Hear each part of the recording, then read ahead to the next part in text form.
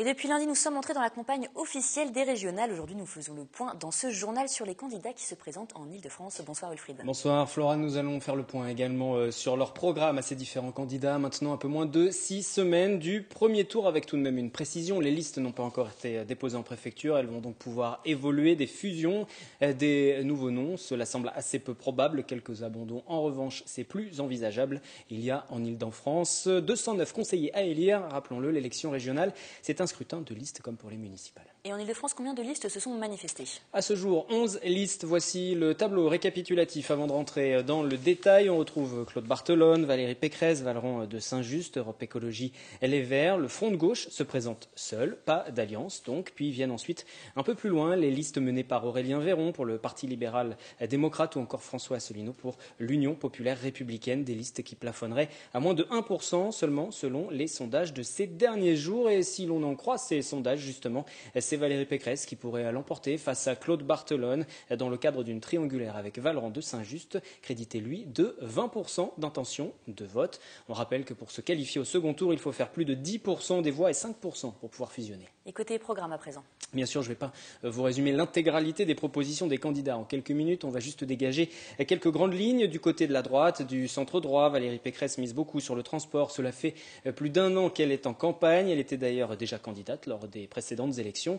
Elle propose par exemple 2500 places près des gares dans les Yvelines, des places gratuites pour les utilisateurs du pass Navigo ou encore des lignes de bus en site propre, pourquoi pas à Saint-Quentin en Yvelines, entre Magny, les Hameaux et Saclay. Mais ça n'est pas sa seule priorité. Elle parle également d'emploi. Le grand combat de la région, c'est la lutte contre le chômage.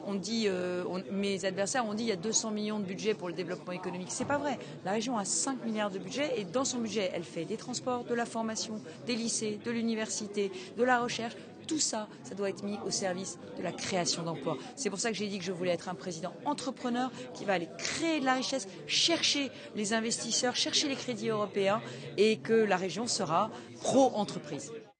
La région est détenue par les socialistes depuis 17 ans, mais ce n'est pas Jean Pauluchon, le président sortant, qui va défendre les couleurs de sa formation. C'est le président du Perchoir, Claude Barthelone. Il quitterait bien la tête de l'Assemblée nationale pour celle de l'Île-de-France et pour convaincre les électeurs. Il défend le bilan de son prédécesseur et propose aussi, par exemple, de bloquer les augmentations de la fiscalité régionale pour les contribuables et les entreprises ou encore de déployer l'encadrement des loyers dans toute la région. Il propose aussi une prime régionale à la casse pour les propriétaires d'un véhicule professionnel ou utilitaire diesel. Seulement son principal handicap, c'est de ne pas avoir réussi l'alliance à gauche. On l'a évoqué tout à l'heure, ses anciens partenaires qui sont d'ailleurs assez sévères d'Europe Écologie Les Verts au front de gauche. Pour Pierre Laurent, le responsable du Parti communiste, la région dépense trop et mal.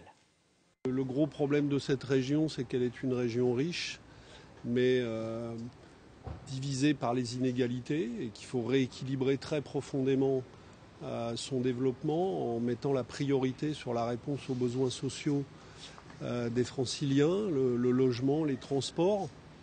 Et je crois que s'il y a quelque chose de neuf à dire, c'est surtout sur la manière dont on peut financer autrement tous ces besoins, en allant chercher des recettes du côté des banques et du côté de la richesse des entreprises, qui est aujourd'hui mal utilisée, parfois même aussi les fonds publics qui le sont mal. Maîtriser les dépenses, c'est aussi ce que l'on retrouve du côté du Front National. La formation d'extrême droite va réaliser, si l'on en croit les différents éditorialistes, un score sans précédent. Il faut dire qu'aujourd'hui, le parti de Marine Le Pen n'a aucun élu dans l'Assemblée francilienne. Je commence par une baisse de la masse des dépenses de la région, de 2% par an sur toute la mandature. C'est une question de principe, de choix politique et une question symbolique. Enfin, une question symbolique qui aboutira à 180 millions d'euros de baisse de dépenses. Et alors, cette baisse de dépenses pourra participer d'une baisse de la fiscalité et pourra par ailleurs être réorientée vers d'autres dépenses de la région que nous souhaitons favoriser par rapport à ce qui se fait aujourd'hui. Reste que pour progresser encore dans les sondages, le Front National doit aussi compter avec Nicolas Dupont-Aignan, Debout la France, qui flirte avec les 10% d'intention de vote et des idées parfois très proches. Écoutez d'ailleurs la position de ce dernier sur le Grand Paris. Le problème de fond de la région, c'est que c'est la région la plus prospère de France, où l'on vit le moins bien. Et ça ne peut pas durer. Donc il faut, à mon avis, que la région se concentre sur ses compétences et règle le problème des transports. C'est pourquoi d'ailleurs je suis hostile au projet fou du Grand Paris et je veux qu'on entretienne et qu'on rénove les transports déjà existants. Et c'est pourquoi aussi je crois que la liste des usagers s'est ralliée à ma liste. Vous venez d'entendre quelques-uns des 11 candidats qui se présentent en Ile-de-France. Bien sûr, ils vont tous s'exprimer sur cette antenne d'ici le premier tour du 6 décembre dans un respect de l'équité, comme le recommande le CSA depuis lundi. Voilà pour l'essentiel de la campagne des régionales. Et pour un point plus complet, donc le 7-8 politique le mardi à 18h30 en direct. Et pour cette édition du 27 octobre, je recevrai François Asselineau, le président de l'UPR, la tête de liste dans notre région. Merci Wilfried.